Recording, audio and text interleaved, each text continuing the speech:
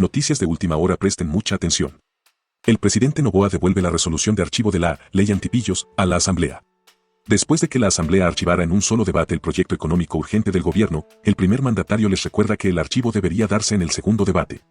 El presidente Daniel Noboa envió un oficio a la Asamblea Nacional este 29 de noviembre de 2024 para devolverles la resolución en la que los legisladores archivaron su proyecto conocido como Ley Antipillos. Esto porque el legislativo archivó el proyecto de ley para la mejora recaudatoria a través del combate al lavado de activos en el primer debate de la iniciativa económico urgente, el 27 de noviembre, con 84 votos a favor. En el documento firmado por el primer mandatario, se solicita a la Asamblea que cumpla con el artículo 62 de la Ley de la Función Legislativa, que establece que los proyectos de ley urgentes pueden ser archivados en el segundo debate plenario de la iniciativa.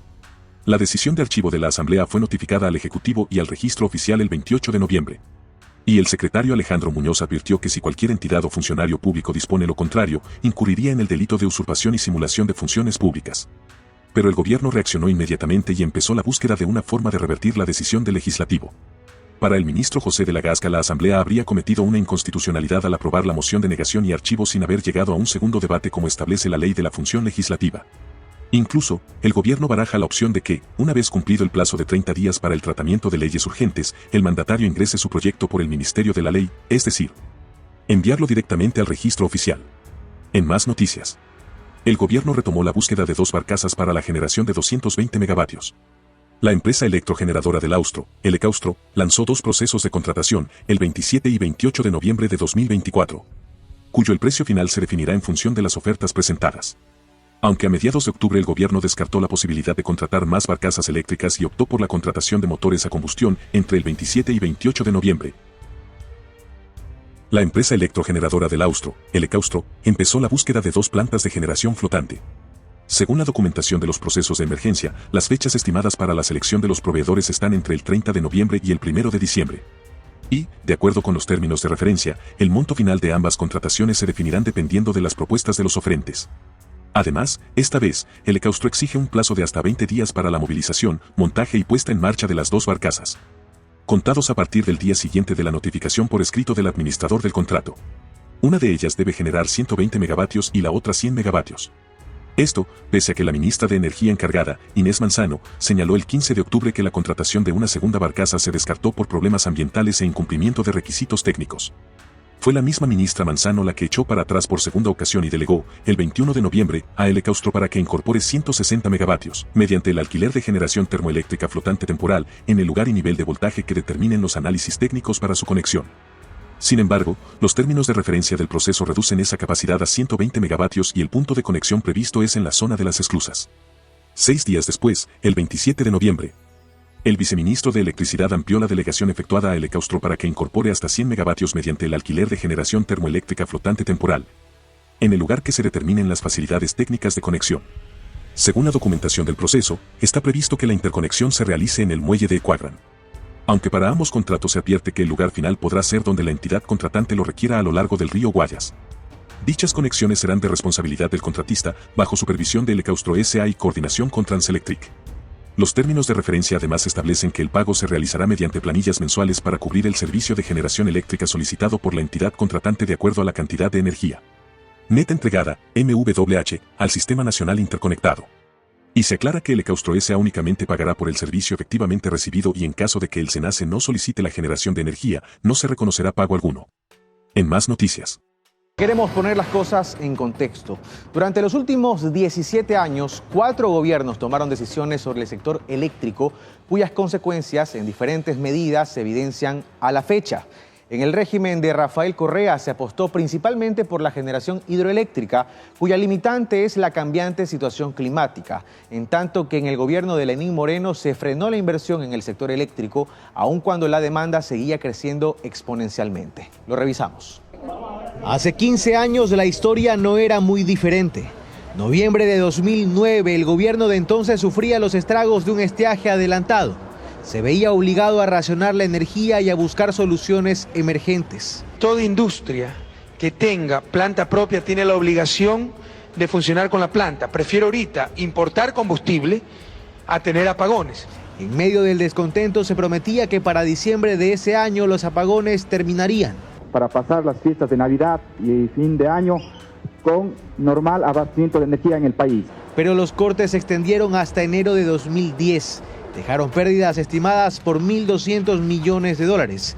Y entonces se admitía que el país no estuvo preparado. Que solo el 44% de nuestra energía eléctrica sea de origen hídrico, el resto importado termoeléctrico, y que seamos totalmente vulnerables a estos fenómenos naturales como es un estiaje fuerte o sequía. También esto es fruto del cambio climático.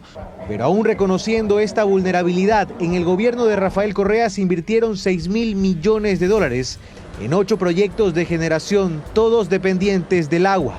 Las hidroeléctricas pasaron así a asumir el 58% de la generación de electricidad en el país. La inversión en generación termoeléctrica creció, pero solo en un 38% en 10 años. En el gobierno de Moreno no hubo estiaje, entonces tampoco crisis eléctrica. Pero aun cuando la demanda seguía incrementándose, no se hicieron mayores inversiones en el sector. Se apuntó a alianzas público-privadas para proyectos de generación que no maduraron. Y en esas de achicar el Estado, el Ministerio de Electricidad se convirtió en un viceministerio bajo la cartera de Energía y Minas. Su ejecución presupuestaria cayó a más de la mitad de lo que se registraba en años anteriores. Esto fue observado a inicios de 2024 por la Comisión de Fiscalización de la Asamblea. En un informe detallan: el expresidente Moreno fusionó el Ministerio de Electricidad con el de Minas e Hidrocarburos y ahora los 3 sectores tienen deficiencias. En 2018 se definió una ruta a seguir en este sector. Le llamaron el Plan Maestro de Electricidad. En él se deja claro que el país necesita de una inversión de por lo menos 12.000 millones de dólares hasta 2027. Esto para evitar nuevos apagones, lo que implicaba ya inversiones anuales de 1.200 millones de dólares. Pero no se construyó nueva infraestructura. No se dio mantenimiento a la que estaba y el parque termoeléctrico operaba ya a menos de la mitad de su capacidad. Y megaobras como la hidroeléctrica Coca-Codo Sinclair, la más grande del país, empezaron a ser amenazadas por la naturaleza y por fallas de construcción. Y bien, con alertas encendidas en materia de generación energética, transcurrió el gobierno de Guillermo Lasso, que debió enfrentar las consecuencias de un estiaje que lo obligó a ejecutar racionamientos. La crisis, sin embargo, tocó fondo en el actual gobierno. Daniel Noboa, así como su antecesor, han sido señalados por tomar decisiones que se consideran tardías. 2021, cambio de gobierno. Guillermo Lasso tomó las riendas del país. Conocía de las deficiencias que presentaba ya el proyecto Coca-Codo Sinclair, donde se detectaron más de 7.000 fisuras. Y la erosión regresiva del río Coca ponía en peligro la operación de esta, la hidroeléctrica más grande del país. En medio, un informe de la Secretaría Anticorrupción advertía de anomalías en el sector eléctrico que agravaron el incumplimiento del Plan Maestro de Electricidad. Se alertaba entonces que los servicios de revisión, corrección, instalación, cambio y retiro de equipos generó un círculo de contratación a favor de grupos corruptos y que, además, esto deviene en impactos negativos a la eficiencia y rentabilidad empresarial, perpetuándose la contratación de personal incompetente o incapaz de dirigir la consecución de objetivos estratégicos. En 2023 la crisis eléctrica golpeó en medio de una sequía que se decía entonces era la peor en los últimos 50 años. En agosto Colombia dejó de vender electricidad a Ecuador y aunque todo pintaba mal, se prometía que no habría apagones. Que no habrá apagones, este ha sido un problema puntual. Una promesa que duró poco. El nivel de los embalses que abastecen a las principales hidroeléctricas cayó abruptamente y los apagones fueron inevitables. Decía el entonces ministro que no le fue posible dimensionar la magnitud de la crisis. Decía que dependíamos literalmente de un milagro. Que depende de Diosito, ¿verdad? En noviembre de 2023 asumió Daniel Noboa, para quien los factores que originaron la crisis no eran ajenos. En enero de 2024 el oficialismo logró la aprobación de la que llamaron Ley No Más Apagones. En pleno siglo XXI no podemos tolerar más pérdidas por la falta de energía eléctrica que nos generan desempleo, deterioro en la calidad de vida de los ecuatorianos, subdesarrollo.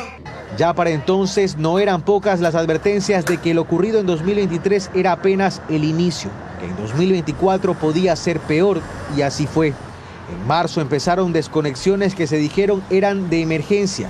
En abril los cortes aumentaron. Se acusó a la ministra Andrea Robo de sabotaje. En junio se declaró en emergencia al sector eléctrico para acelerar contratos. pero no fue suficiente. Nuevamente el estiaje se adelantó. En agosto, nuevamente, Colombia dejó de vender electricidad y a partir de septiembre el gobierno inició racionamientos que han ido variando cada semana y que en el momento más crítico han llegado a ser de 14 horas, una medida sin precedentes. Y 2024 va terminando con la expectativa de que se concrete la compra y alquiler de nueva generación, la repotenciación del parque termoeléctrico, la reactivación de obras estancadas y otras medidas. Mientras, ya ha empezado a llover, lo que ha permitido disminuir las horas de cortes. Pero en medio de los anuncios, los esfuerzos y la inevitable inconformidad generada por los apagones, queda la pregunta de si esta historia se volverá a repetir. A continuación presentamos la lista de binomios confirmados para las elecciones de 2025 y cómo quedará esta larga papeleta. Cada partido ha confirmado ya sus candidatos presidenciales y vicepresidenciales.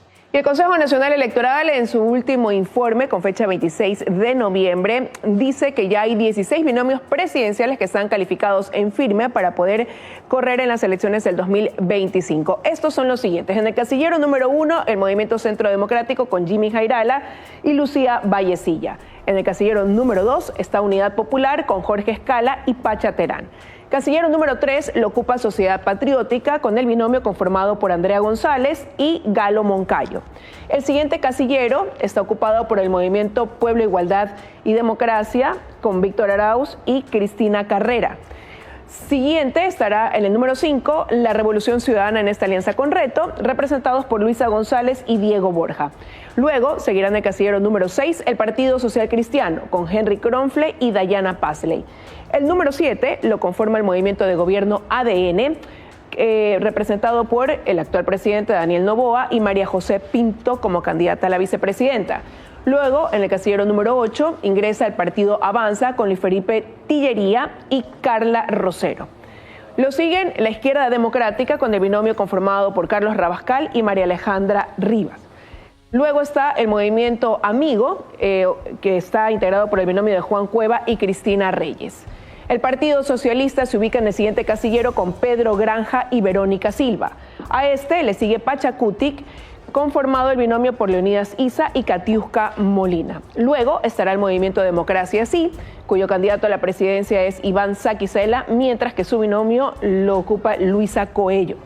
Luego estará el Movimiento Creo, representado por Francesco Tabaqui y Blanca Sacancela. Siguiente a ellos estará el Movimiento Suma, que finalmente logró ya poner en su binomio a Wilson Enrique Gómez como candidato a la presidencia y a Inés Díaz como candidata a la vicepresidencia. Y finalmente en la papeleta estará el Movimiento Construye con Henry Cucalón y Carla Larrea. Y la solicitud de interpretación hecha por la Asamblea Nacional tras la aplicación del sumario administrativo a la vicepresidenta de la República, Verónica Abad, por parte del Ministerio del Trabajo, fue admitida este 29 de noviembre por la Corte Constitucional, así como se establece en un comunicado.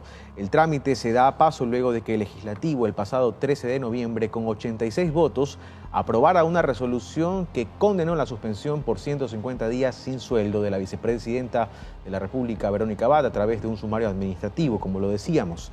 Debido a esto, y antes de emitir una respuesta a la Corte, un juez había solicitado que el Parlamento aclare su requerimiento, que se centraba en algunos artículos relativos a temas de reemplazo en el caso de ausencia temporal del presidente y vicepresidente, las funciones de la vicepresidencia y las atribuciones también de un ministro de Estado. Durante las últimas semanas, el flujo migratorio hacia Estados Unidos aumentó en un 60%. Ciudadanos de distintas nacionalidades buscan ingresar desde México antes de que el presidente electo Donald Trump inicie su segundo mandato con medidas drásticas. La deportación masiva de migrantes indocumentados y los nuevos aranceles a las importaciones desde México, Canadá y China, como parte de un plan para controlar la migración y el tráfico de drogas, son algunas de las medidas que el presidente electo de Estados Unidos, Donald Trump, impondrá desde el 20 de enero, primer día de su segundo mandato. La respuesta de los países mencionados surgió de inmediato. La presidenta de México dijo que es imposible resolver el fenómeno migratorio o el consumo de drogas en Estados Unidos con aranceles o con intimidaciones. De su parte, Canadá dice estar abierto a hablar y negociar. Y China ya advirtió que nadie ganará en una guerra comercial o arancelaria. Mientras tanto, así es como luce hoy en día la frontera entre México y Estados Unidos. Miles de migrantes de distintas nacionalidades intentan ingresar al país norteamericano antes de que nuevamente Trump asuma la presidencia. Es así que durante estas últimas semanas, el flujo migratorio ha incrementado hasta en un 60%. Y lo más preocupante es que a través de las redes sociales, los traficantes de personas están promocionando estos viajes con el motivo de que entre en vigencia ya la política migratoria de Donald Trump, pero sin embargo, lo que la gente no sabe es que no hay paso, no los están dejando pasar. Entre los migrantes ecuatorianos hay temor. Algunos aseguran que la deportación debería ser únicamente para aquellos que no acatan las reglas en un país ajeno. Hay gente que venimos a trabajar sanamente, pero hay gente que no viene a hacer su trabajo como es debido. Con la angustia de que vaya a pasarnos. El director de 1-800 Migrantes, William Murillo, asegura que si el gobierno de Noboa logra cerrar la negociación del estatus de protección temporal de Estados Unidos con la actual administración de Joe Biden, más de 700,000 ecuatorianos se verían beneficiados. Nos daría por lo menos 18 meses adicionales para volvernos a sentar a ver cuáles son los caminos reales para la regularización total de los ecuatorianos. Y a esto se le añade que las remesas que ingresan al país no se verían afectadas.